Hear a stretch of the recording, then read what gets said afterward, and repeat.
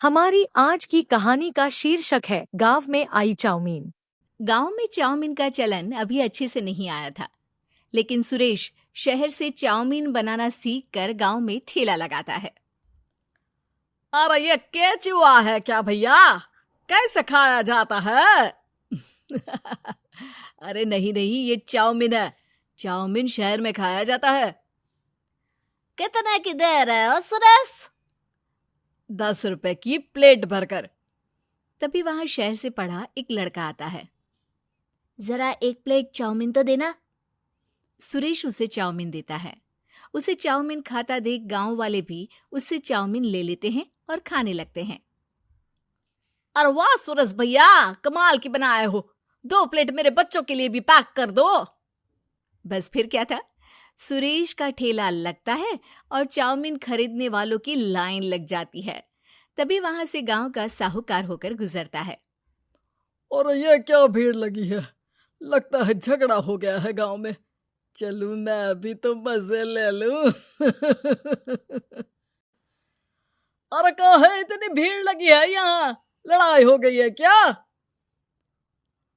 अरे साहूकार साहब, ना ना ना, कोई लड़ाई ना हुई है। ये तो सुरेश की दुकान है चाउमीन की। हम लोग चाउमीन खाने आए हैं, आप भी खाइए ना।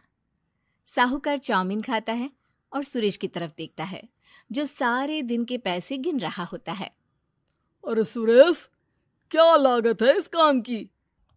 अरे साहूकार जी, आप अब आए हैं तो ये पूरे 10,000 रुपए ले जाइए, जो पिछले साल शहर जाने से पहले आपसे लिए थे ना। लागत तो क्या कहे, जो आपने दिया था उसी में सीखा भी है और दुकान भी खोल ली। अरे पैसे इतने जल्दी क्या जरूरत थी? कैसे जरूरत नहीं थी साहूकार जी, इतना मोटा ब्याज कहाँ से भरते। साहूकार को अब सुरेश की दुकान को हड़पने की लालच आ जाती है। नाना करते ये सारे दिन में 500 रुपए कमा ही लेता है। अरे गांव में ये ऐसे ही कमाता रहा तो कहीं ब्याज का काम ना शुरू कर दे। अरे भैया, कोई ना कोई जुगाड़ तो करना पड़ेगा। अब साहूकार घर आ जाता है और अपनी बीवी को सारी बात बताता है। हाँ जी, ये तो मैंने भी सुना है कि सुरेश के हाथ की चाउमीन नहीं खाई तो कुछ नहीं खाया। अरे हाँ हाँ, सही ही कहते हैं। मैं अभी खा कर ही आ रहा हूँ। अरे भाग्यवान है, कितना अच्छा हो ना अगर वो पैसा हम लोगों को मिल जाए। क्यों हैं? हाँ, वो तो है, लेकिन कैसे? हम लोगों को तो चाउमीन बनाना आता ही नहीं है। साहूकार और उसकी बीवी अब रोज चुपके से सुरेश के घर जाते हैं और खिड़की से उसे चाउमीन बनाते देखते। अब क्या था, दोनों को चाउमीन बनाना आ जाता है। फिर एक रोज, और सुरेंद्र, तुझे साहूकारनी ने बुलाया था। बोल रही थी कि बेटे के जन्मदिन में 10 किलो चाउमीन का ऑर्डर देना है। बना दोगे ना? अरे हाँ हाँ साहूकार जी, मैं जरूर बना दूंगा। कब देना है घर में 10 किलो चाउमीन? अरे वो तो तू घर आकर बता कर लेना, मैं नहीं बता पाऊंगा। ठीक है, शाम को काम निपटा कर आ जाता हूँ। सुरेश साहूकार के घर जाता है, लेकिन वहां मियाँ बीवी मिलकर उसे बंधक बना लेते हैं। अरे मुझे क्यों बांध रखा है? मुझे छोड़ दो। आज से तेरा ठेला मैं लगाऊंगा और बहुत सारे पैसे कमाऊंगा। साहूकार एक आदमी को सुरेश की निगरानी में लगा देता है और वहां से चला जाता है। अगले दिन, अरे साहूकार जी, आप कब से चाउमीन बेचने लगे और अपना ये सुरेश कहाँ गया? अरे वो तो शहर गया है, उसका कोई काम निकल आया था। बोल रहा था कि जब तक वो ना आए तब तक मैं ही उसके ठेले का काम कर दूं। पैसे भी तो बहुत उधार ले रखे थे उसने। लगता है कर्जा भरने के डर से भाग गया है।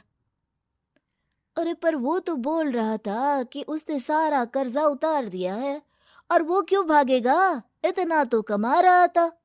अरे मुझे क्या पता। अरे चाउमीन खाना है तो बोलो, नहीं तो भागो यहाँ से। अरे हाँ हाँ, दे दो दे दो। अब तो चाउमीन खाना पूरे गांव के लोगों के लिए आदत ही बन गया है। ना खाओ तो नींद ना आए। हाँ हाँ, तो लो और निकालो 50 रुपए। 50 रुपए क्यों? सुरेंद्र तो 10 रुपए में देता था। अरे वो पागल था, मैं थोड़ी ना हूं।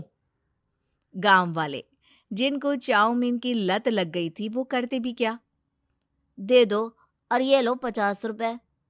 लेकिन फिर साहूकार उन लोगों को प्लेट में थोड़ी सी चाउमीन रख देता है। अरे ये क्या, पैसे 5 गुना ज्यादा और चाउमीन है बस इतनी सी। अरे साहूकार साहब, भगवान से तो डरो। बस फिर क्या था, साहूकार की मन मर्जी चलने लग जाती है और गांव वाले करते भी क्या।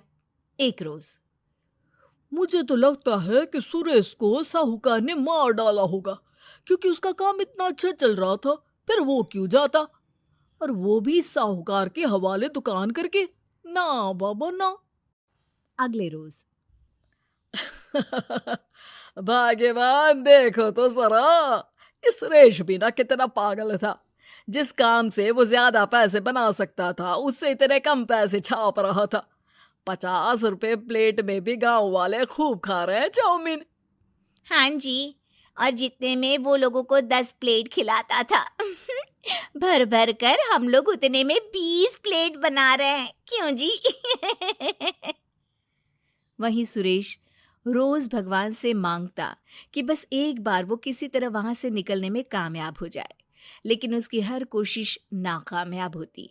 फिर एक दिन, अरे भाग्यवान, ऐसा कुछ करो कि चाउमीन बनाने का खर्चा आधा हो जाए, जिससे हम लोगों को और मुनाफा हो। ना जी, मुझे तो कोई तरकीब ना सूझ रही। अरे सुनो, एक काम करते हैं, चाउमीन बनाने में जो सब्जी लगती है वो मंडी में लेने तुम देर रात चली जाना। तब तक वो सारी सड़ी गली सब्जी जो दुकानदार वहीं फेंक जाते हैं वो उठा कर ले आना फ्री में। अरे वाह जी वाह, आप तो बहुत समझदार हैं जी। बीवी वैसा ही करती है, लेकिन अब लोग चाउमीन खाते तो मुंह बनाकर। फिर एक बार, अरे राम राम राम, ये पेट में दर्द काहे हो रहा है? आई, आई, आई, आई, आई। हाय रे हाय, मेरा भी पेट दर्द के मारे फटा जा रहा है। सभी को शक हो जाता है कि उन लोगों को चाउमीन खाने से ही ये बीमारी हो गई है। वहीं दूसरी तरफ जो आदमी सुरेश की निगरानी कर रहा था वो सो रहा होता है और मौका देखकर सुरेश वहां से भाग जाता है। सुरेश गांव वालों के पास जाकर उन्हें सब कुछ बता देता है। बस अब क्या था, साहूकार के घर पुलिस पहुंच जाती है। चलो, तुमने गांव के लोगों को खराब सब्जी वाली चाउमीन खिलाकर बीमार किया और सुरेश को बंधक बनाया। तुम्हें इसीलिए हम गिरफ्तार कर रहे हैं। साहूकार को पुलिस ले जाती है और फिर अगले दिन से सुरेश का ठेला गांव के बाजार में लग जाता है, जहां अब पहले से ज्यादा भीड़ होती है। तो अगर आपको हमारी कहानी पसंद आई तो हमारे चैनल को सब्सक्राइब कीजिए, लाइक कीजिए और शेयर कीजिए। मिलते हैं अगली कहानी के साथ जल्द ही।